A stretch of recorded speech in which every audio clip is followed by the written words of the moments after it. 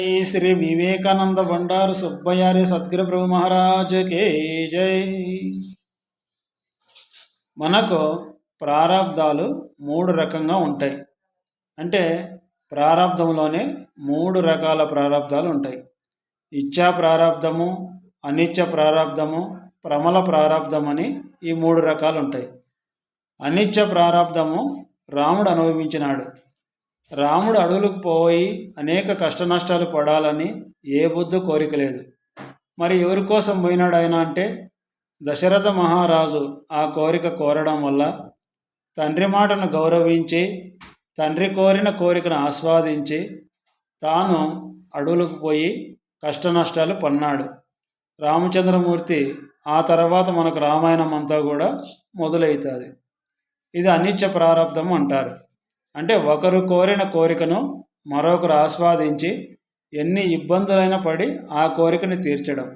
ఇప్పుడు భార్య కోరిక కోరిందనుకో, భర్త ఆ కోరికను ఆస్వాదించి ఎన్ని ఇబ్బందులు పడైనా ఆ కోరికను తీర్చడం. అట్లనే భర్త కోరిన కోరికను భార్య ఆస్వాదించి తీర్చడం. ఇంకా పిల్లలు అనేక రకాలుగా కోరుతారు. వాళ్ళ కోరికలు తల్లిదండ్రులు ఆస్వాదించి ఎన్ని ఇబ్బందులు పడినప్పటికైనా వాళ్ళ కోరిక తీర్చడం. ఇది అనిత్య ప్రారంధము అంటారు. ఇంకా మనకు రెండోది ఇచ్చా ప్రారంధం ఉంటుంది. ఇది పాండవులు అనుభవించినారు.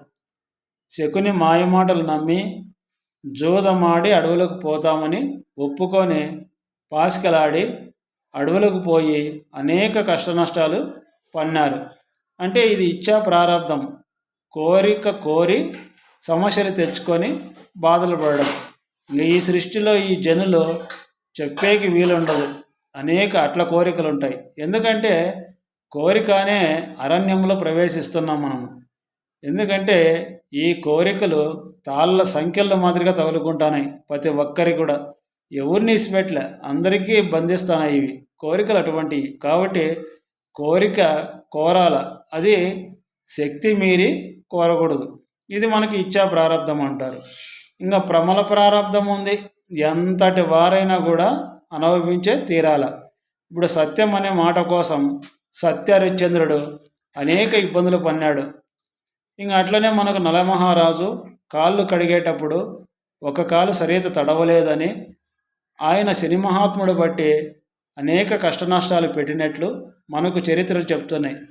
అట్లనే విశ్వాకుడు, బలిచక్రవర్తి, శివచక్రవర్తి, మాందాత ఇట్లా మహనీయులు ఎందరో ఎన్నో కష్టాలు పడ్డారు. కాబట్టి ఇది ప్రమల ప్రారంధం. మరి ఈ ప్రారంధాలు మనం అనుభవించాల్సిందేనా?